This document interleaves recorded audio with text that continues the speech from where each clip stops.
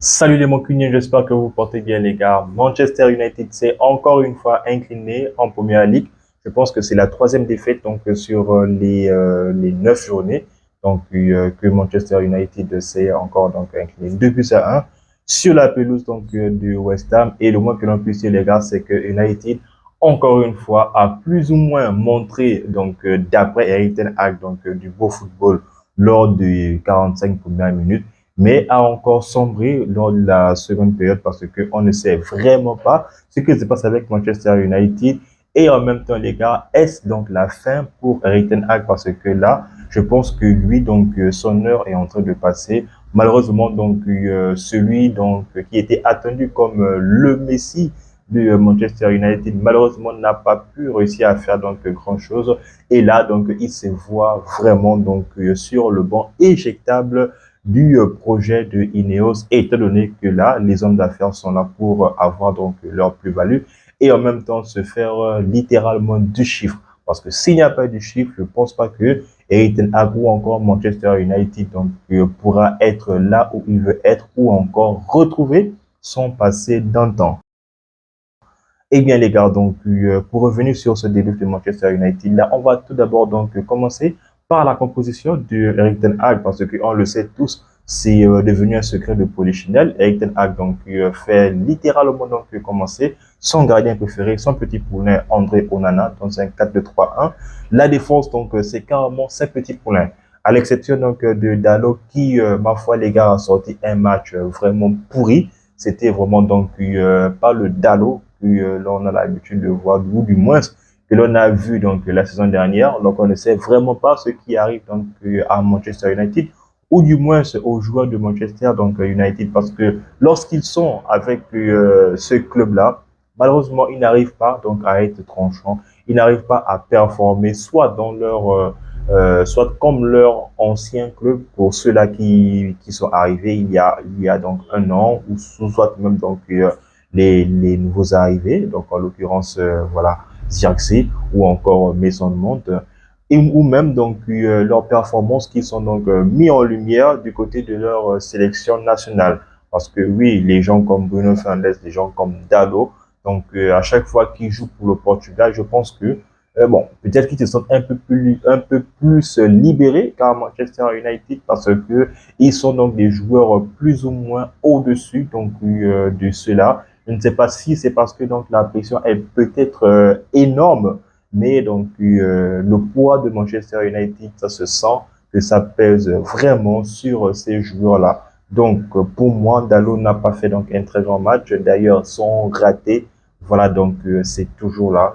Je ne cesse de voir que comment il se peut qu'il a raté cette action-là, parce que les gars, que tu sois amateur, pro, semi-pro, normalement tu ne dois pas rater cet immanquable-là que Dalo avait fait, parce que il a presque tout réussi, mais voilà presque, c'est le français les gars, il a raté, et Manchester United a fini par s'incliner, et on connaît la suite. La charnière centrale emmenée par les deux petits protégés encore une fois de Erik ten Hag, Matthijs de Ligt, notre nouveau gladiateur, et bien sûr Licha, Monsieur le Boucher, qui lui, à chaque fois qu'il joue, certes ses performances ne sont peut-être pas comme sa première année lorsqu'il est arrivé à Manchester, mais il répond toujours présent au bon moment et à chaque fois qu'on fait appel à lui. Et le côté gauche, cette fois-ci, voilà, on le sait. Le côté gauche de la défense Manchester United, nos défenseurs gauche sont tout le temps blessés. Voilà, Malacia qui est de retour, Shaw qui est de retour. Donc les deux sont de retour, mais pour les préserver, pour ne pas qu'ils se blessent encore une fois, voilà, United, Ten Hag préfère les laisser vraiment se reposer afin qu'ils puissent être là au top du top.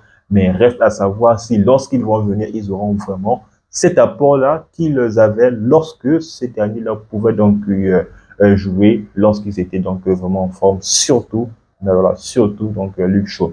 Le milieu, les gars, que ce soit les deux milieux relayeurs entre Casemiro et Eriksen, c'est les deux joueurs là qui ont fait de Erik ten Hag l'un des managers managers donc peut-être donc les plus on va dire voilà imprévisibles lors de sa première saison parce que Casemiro est arrivé en somme que Eriksen et les deux ont pu faire la paire. En plus de ça, était accompagné donc en avant par Bruno Fernandes. Bruno Fernandes donc qui voilà, on ne sait pas les gars. On ne sait vraiment pas. Donc, lorsque Bruno Fernandes n'est pas là, Manchester donc joue mal. Lorsqu'il est là, Manchester United tantôt joue bien, tantôt joue mal. Donc, on ne sait vraiment pas donc où situer donc Manchester United avec ou sans Bruno Fernandes. Les côtés emmenés donc par Garnacho qui nous a raté énormément de buts, les gars, énormément. De côté droit, bah, Rashford qui continue sur sa lancée, voilà, donc toujours en demi-teinte, donc voilà, un temps il performe, un temps il fait des sous-performances, on ne sait vraiment pas donc où il faudrait donc situer Marcus Rashford et la pointe les gars donc par Rasmus Højlund, Højlund donc qui, je me souviens, je pense que c'est le match contre entre Porto ou bien le match contre Brentford, entre les deux matchs là, voilà, donc il y a le supporter de Canal qui avait dit qu'il ne sait pas ou bien il ne pense pas que Højlund donc puisse être cet attaquant-là qui marquera donc 20 buts pour Manchester United. Et donc je pense que la question a le mérite d'être posée. Donc nous fans de Manchester United, est-ce que nous sommes vraiment sûrs qu'avec Rasmus Højlund, nous pouvons donc du moins il peut atteindre 20 buts parce que les occasions donc il va les chercher donc, ces duels ne sont pas forcément remportés à 100% donc, face aux différents défenseurs qu'il affronte. Il n'est pas comme Haaland qui bouge tout, qui bouscule tout sur son passage. Lui, il doit vraiment cravacher. Il n'a pas le même physique donc, que le cyborg norvégien. Lui, donc, voilà, c'est un autre style. Malheureusement, donc, ce n'est pas flamboyant. United, comme je l'ai dit en amont, les gars, donc, domine, mais comme on dit, dominer n'est pas gagner. Tenag à bout donc, le répéter après la conférence donc de presse après le match. Donc vous dominez, mais tant qu'il n'y a pas de concrétisation, ça ne servira donc à rien. La preuve c'est que Manchester United à la première mi-temps donc s'est retrouvé avec 7 tirs, mais seulement un seul tir cadré, dont 2 poteaux. Bien, les poteaux donc c'est que voilà, c'est pas rentré donc forcément c'est pas cadré. Rendez-vous compte les gars, les nombres incalculables donc des occasions que Manchester a ratées que ce soit Garnacho, que ce soit Dalot, que ce soit donc Bruno Fernandes. Bruno Fernandes, les gars, bon, je ne sais pas. Je ne sais pas si vraiment donc Bruno Fernandes est le capitaine dont il nous faut. Parce que là, on n'arrive vraiment pas donc à comprendre est-ce le message Eric Ten Hag qui ne réussit pas à passer ou bien donc c'est les joueurs clairement qui veulent donc lâcher Eric Ten Hag parce que là, qui nous disent en fait nous, les supporters, nous passons notre temps donc à espérer donc à chaque fois une victoire de Manchester United, mais à chaque fois c'est toujours donc des déceptions sur déceptions. Le pire de tout ça, les gars, c'est que les joueurs, lorsqu'ils quittent Manchester United, apparemment donc les joueurs, ils vont donc s'épanouir bien plus loin qu'à Old Trafford. Aujourd'hui, les gars, c'est Van Bissaka. Van Bissaka qui a carrément fait tout un taf qu'il n'a jamais réussi donc à faire depuis qu'il a été à Manchester. Il est arrivé donc à Manchester en 2019, il est parti en 2024. Mais les gars, ce qu'il a sorti pendant ce match, limite même pour moi, je pense que c'est carrément le meilleur, si ce n'est donc l'un des meilleurs, si ce n'est donc le meilleur joueur de West Ham. Parce que la performance que Van Bissaka a sortie face à son équipe, je ne sais pas si c'est pour une revanche qu'il a donc voulu faire, mais non, je ne sais pas. Donc, non seulement il a contenu donc son remplaçant, parce que c'est Mazraoui carrément qui était donc avec lui, mais avec l'aide donc de Bowen, bah, ils ont fait la misère sur le côté gauche du Manchester. Bissaka faisait donc des remontées, Bissaka remontait carrément avec le ballon. Bissaka coupait les citrons, certes, ce n'était peut-être pas donc des citrons donc sur les airs, mais il coupait donc des citrons vraiment donc sur des bonnes zones. C'est juste que les attaquants de West Ham n'étaient vraiment pas chirurgicaux. Parce que s'ils avaient des gars qui avaient donc une belle adresse au niveau de la finition, je pense que Manchester United donc devait même encore s'incliner beaucoup plus.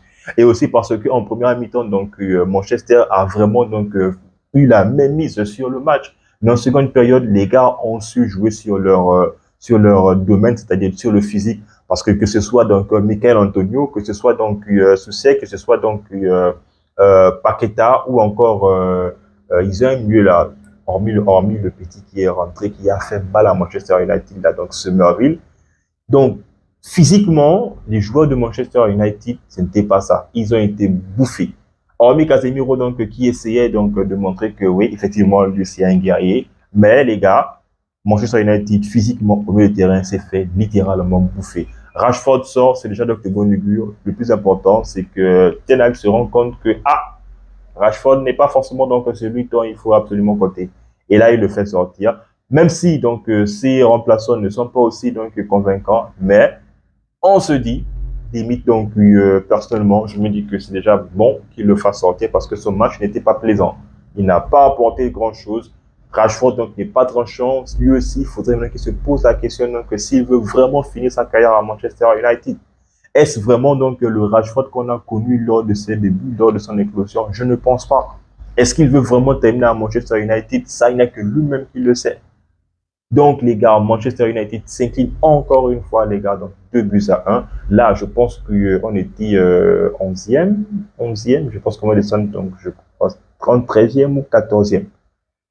Manchester United, après 9 journées, se retrouve avec 11 points.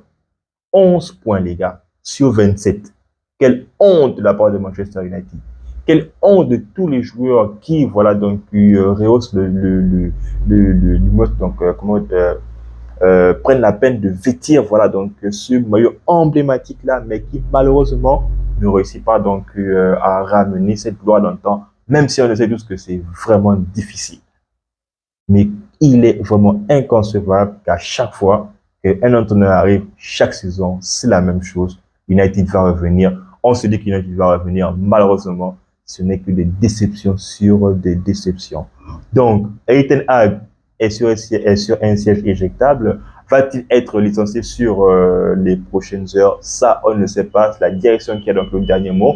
Et pour parler, ils sont déjà avec d'autres entraîneurs comme Thomas Frank, l'entraîneur donc du Brentford. Donc nous avons Xavi, nous avons donc même Inzaghi, le coach donc de l'Inter, les gars. Reste à savoir qui, voilà, donc pourra vraiment donc venir prendre la tête de Manchester United et aussi les ramener donc au niveau où on espère énormément parce que aujourd'hui, voilà, donc ça fait maintenant 12 ans. Nous sommes en 2025, ça fait 12 ans que Manchester United n'a plus remporté donc de Première Ligue. Donc les gars, c'est vraiment pathétique. Encore une fois, grosse défaite de Manchester United. Il n'y a rien à dire. Manchester est nul. Le club est nul. L'entraîneur aussi est nul. Il n'y a que ça à dire, les gars. Il n'y a que ça à dire.